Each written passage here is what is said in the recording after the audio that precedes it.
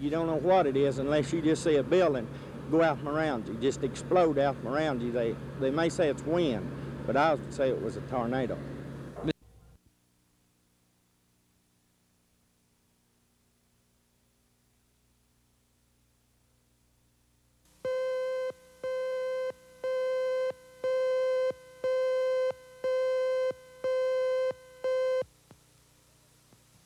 The videotapes that helped convict former County Commissioners Orville Pratt and Donald Skipworth of corruption in public office have been ordered released.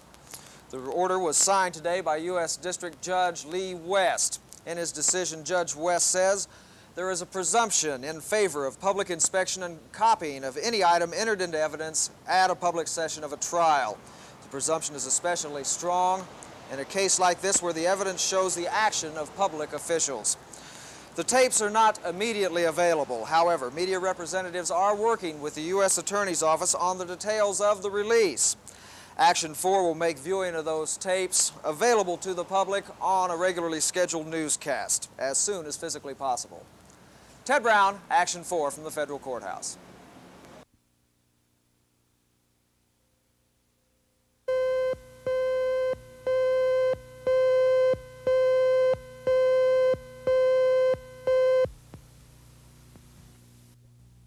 Norman's water supply is getting tighter as each day goes by, so starting tomorrow there will be no outside watering on Mondays at all. Residents will be able to water on the remaining 6 days, with odd and even-numbered households and businesses splitting the days. And watering will only be allowed for 7 hours a day when permitted. Car washes will also have to cut back. We're also, in our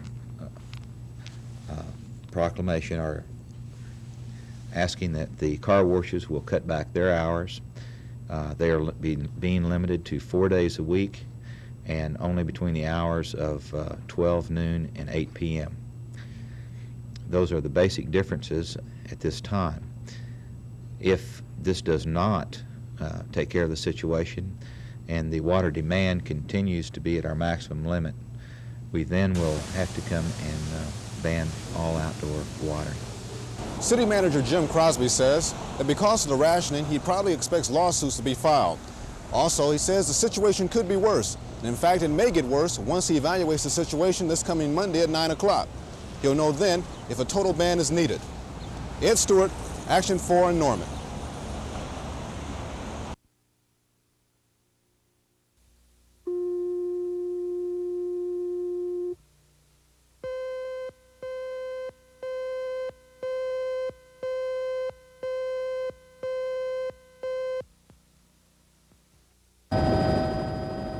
Officials say 2,4-D acts as a chemical mower.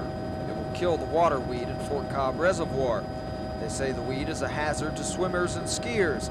But concerned citizens say the chemical is the hazard. They've tried to stop the dumping, but officials plan to go ahead with it Tuesday morning. And these people have only one avenue left open to them if they want to stop it. The only alternative left to us is an injunction. And really, we don't have the resources for that. We're backed into the corner now. We've been looking at this injunction for a long time, but I think we weren't realistic. We thought that we could do it for maybe, $5,000. And what we're looking at is something that's going to cost a great deal more than that. Money is for the lawyers' fees. The group needs it by Monday morning if they're going to stop 2,4-D. The only way they know how to raise it by then is by going door to door, convincing their fellow citizens the chemical is a threat to them all. Ted Brown, Action 4 in Chickasha. Somebody out with a 2,4-D drive then, just like the market.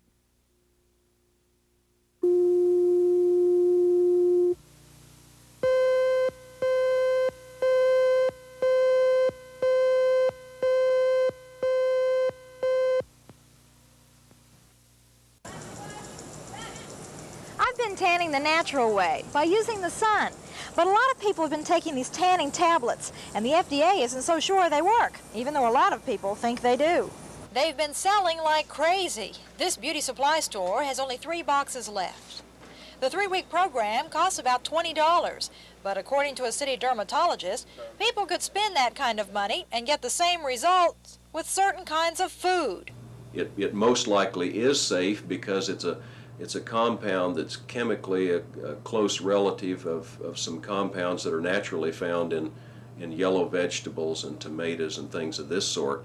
And of course, people sometimes consume those in large enough quantities that they get a similar kind of staining of their skin. As far as we know, it has no adverse effects. But I think in terms of this particular material, we'd probably have to withhold judgment until somebody has looked at it in a little more scientific way. Many people say the product works.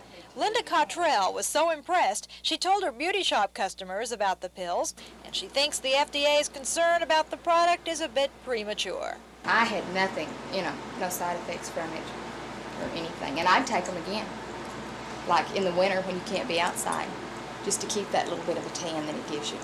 And just think of all the things the sun can give you, like skin cancer. Yet people continue to get a tan that way if they don't get heat stroke first. We're all vain in some sense of the word, and in our search for vanity and that gorgeous tan, the FDA has now gotten into the act. Bella Shaw, Action 4.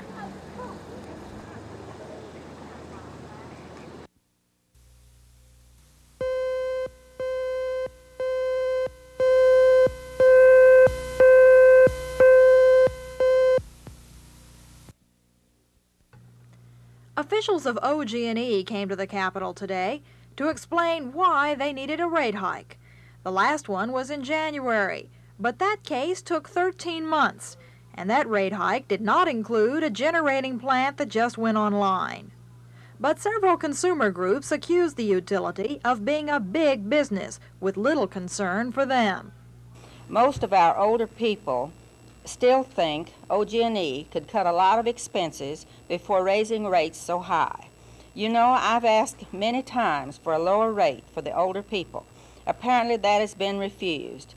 The government, utilities, and big business are going to have their increases in profits. All seem to forget that these older people have paid taxes and paid the bills that have made the utilities big business and the government big business. One lady told me, what's the use?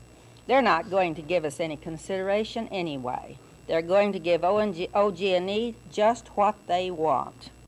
Still, OG&E maintains the rate hike is necessary. I think there's two important points to consider. First of all, the rate increase that we got in January of this year was based on an application that was filed in December of 1979. So it reflected an old case, and it's not a recent thing at all. The case that we have currently filed, we're asking for $76.1 million, is to recognize primarily the addition of our Sooner No. 2 generating unit in rate base. We put that plant in service for the benefit of our ratepayers in December of 1980. And we're not earning a return on that plant. The purpose of this case, to a large measure, is to earn some kind of return on that investment. It'll be up to the Corporation Commission to make a decision. It could take several months.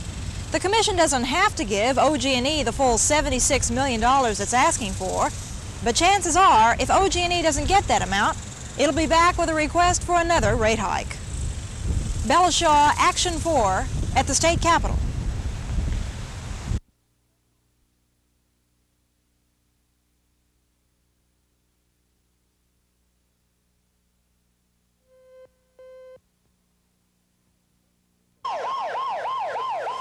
The first hint that last night's rainfall was going to be something to remember came about 10:45 p.m.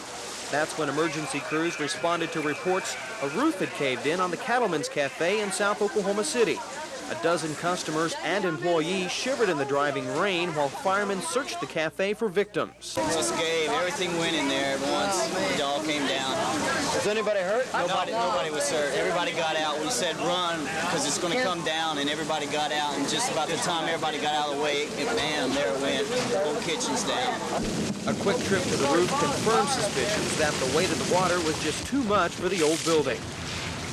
The torrential downpour caused flash flooding all over the city. This is the intersection of Southwest 29th and Main. The high water flooded out engines and stranded many motorists. Most had to wait hours for a Good Samaritan with a four-wheel drive pickup truck to bail them out.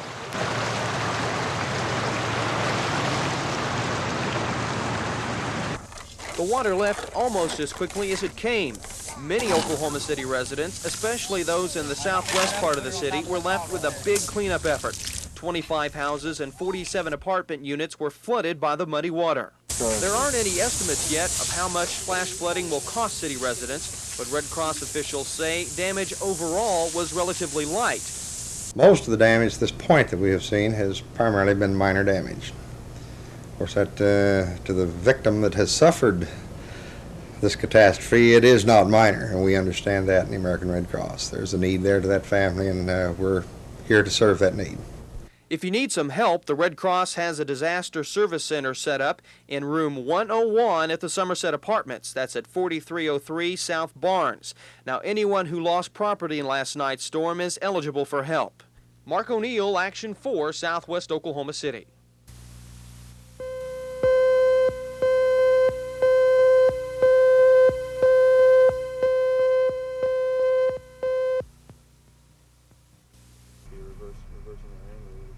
The Oklahoma City Street Department has a good reason to be concerned about its storm drainage system.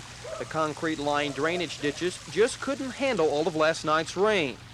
The flash flooding caused heavy damage to concrete retaining walls, and when the concrete crumbled, a lot of Southwest Oklahoma City residents' backyards went downstream.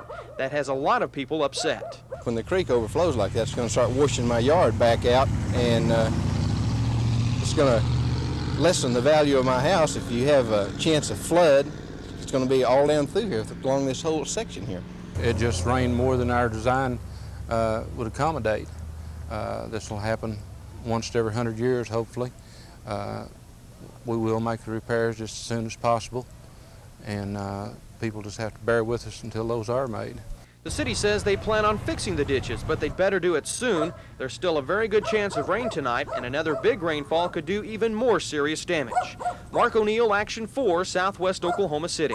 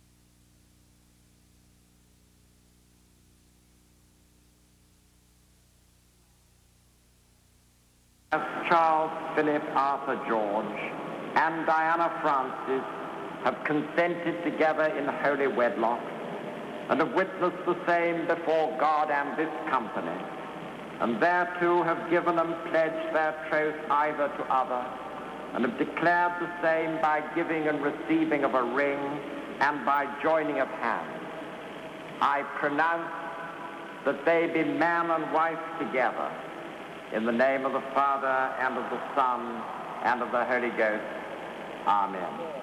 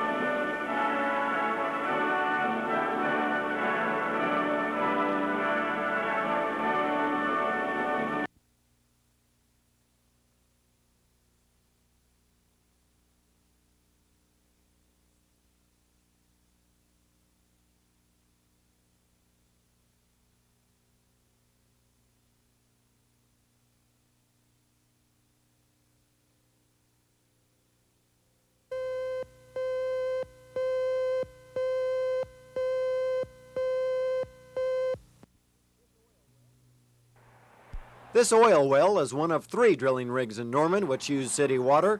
A fire hydrant pumps the fresh water through a flexible hose to the well. This rig will use several 100,000 gallons of water before it's completed. The thought of that much water being pumped into the ground doesn't sit very well with some Norman businessmen whose industry is suffering under the city's mandatory odd-even water rationing plan.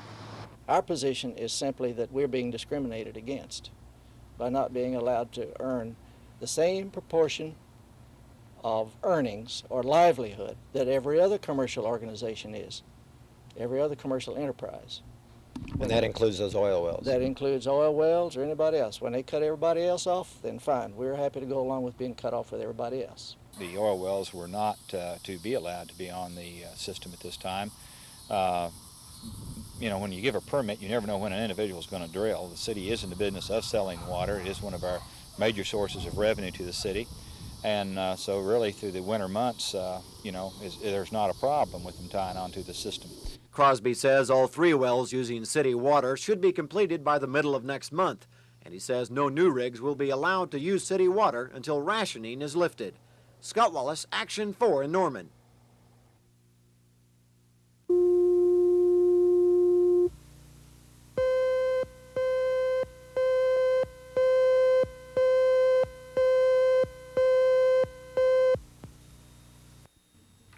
This is home for a Mexican Kickapoo Indian and some of his family, no more than a primitive hut in the middle of a cornfield.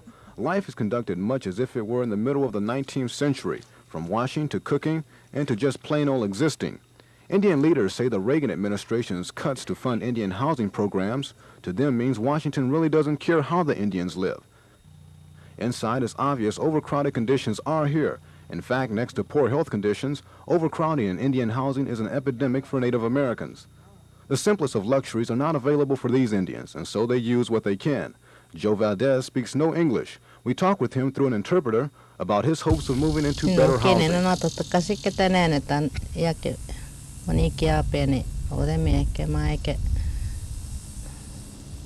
Nazi kapa. Chaka, que no nace no es quick. He was a man kick up. He said he'd be willing to get a house if they'd help him to, you know, to get in a house. It gets, you know, it gets tiresome building these whole homes. So he's not able to yet, not too much anymore. Glenn Edwards, who works with the Indian Housing Program, talks about the relationship with the Reagan administration.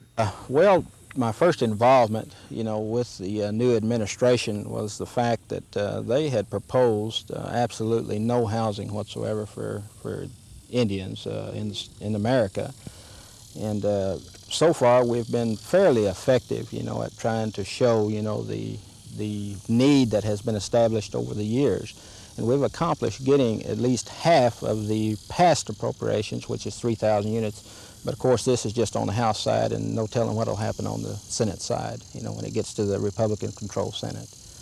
It's 1981, and yet housing conditions like this for Indians persist around Oklahoma. Joe Valdez is not the only Indian that lives like this. There are hundreds around the state. The word in Washington is to cut back and save money. But the word according to Indians is deplorable and ridiculous housing here. Ed Stewart, Action 4, outside of Shawnee.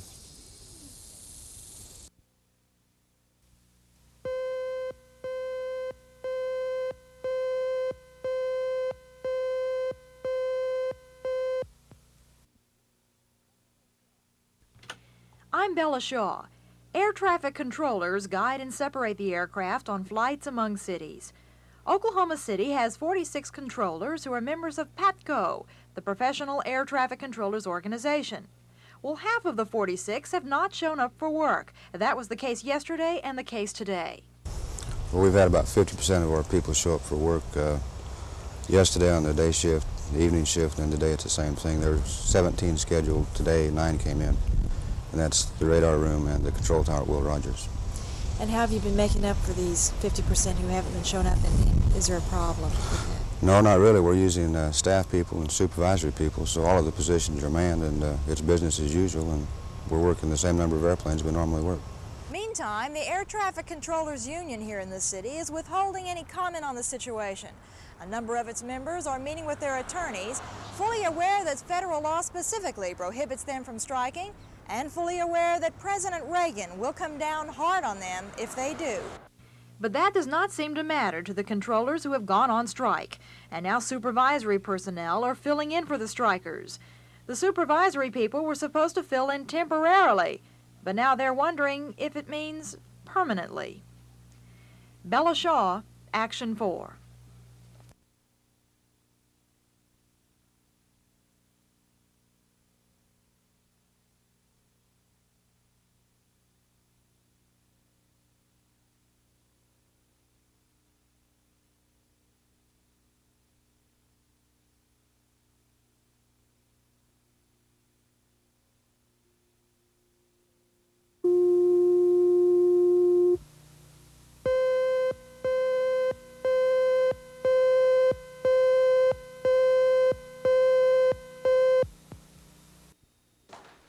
Air traffic controller trainees may be on the job sooner than they had expected if 15,000 controllers are fired tomorrow. At some point, all controllers must come to the Federal Aviation Administration's training center in Oklahoma City. After 20 weeks of training, students are then allowed to work in a control tower, but only with the supervisor there too. For a trainee to be on his or her own at an airport the size of Will Rogers would take about 2 years of supervision. We could not receive a straight answer from the FAA on how soon thousands of fired controllers could be replaced. The Academy will respond to whatever the agency, the Academy and the Mike Monroney Center will respond to whatever requirement the agency places on it. We have an awful lot of flexibility, 140 plus classrooms, 90-something labs. I mentioned we've been in a multiple shift operation. We're a support outfit. We train what the agency determines its needs are. The FAA is capable of accommodating about 500 students at any one time, with 2 shifts of training. As of today, there are only 100 students in the controller program. New classes can start every 4 weeks. But even once hundreds of trainees are placed in control towers, for all practical purposes, they will still be just trainees. Ed Stewart, Action 4.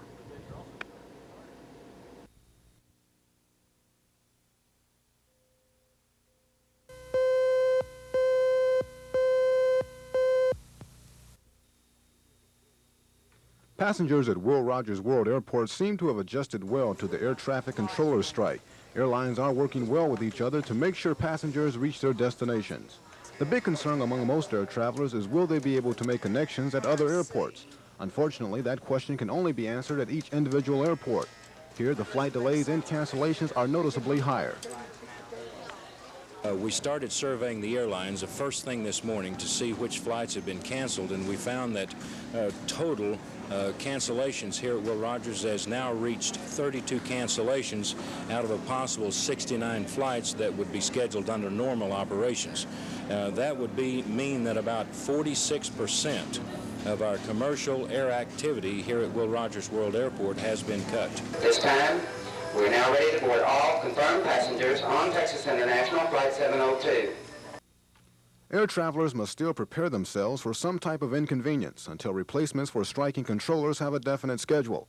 Overall, officials here are satisfied with the airport operations, but they are hopeful a permanent solution is reached soon concerning the strike. Ed Stewart, Action 4, Will Rogers World Airport.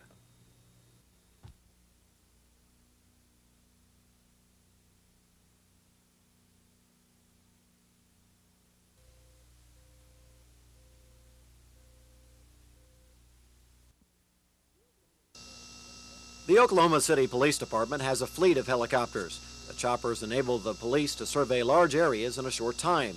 But helicopters have a drawback. They aren't very effective at night. Their powerful searchlights can't illuminate much area after dark.